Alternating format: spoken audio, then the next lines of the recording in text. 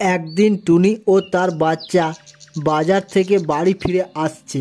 আস্তে আস্তে টুনির বাচ্চা বলে, মা মা, আমার আইসক্রিম খেতে ইচ্ছে করছে, আমি আইসক্রিম খাবো। আজ তো বাজার থেকে চলে এলাম, এখন কোথায় পাবো আইসক্রিম? চো চো বাড়ি চো, কাল খাবি।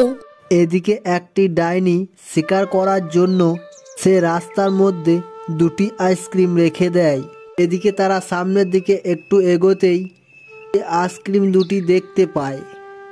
সেটা দেখে টুনির বাচ্চা তাড়াতাড়ি ওই আইসক্রিম দুটি খেয়ে নেয়, আর সে একটি আপেলে পরিণত হয়। সেটা দেখে টুনি তাকে নিয়ে তাড়াতাড়ি একটি সাধু বাবার কাছে যায়, গিয়ে সব বলে। সব শুনে সাধু বাবা তার নিজের শক্তি দিয়ে তাকে আবার আগের মতো ঠিক করে দেয়। সেটা দেখে টুনি খুব খুশি হয় আর তাকে ধন্যবাদ জানিয়ে সেখান থেকে চলে যায়।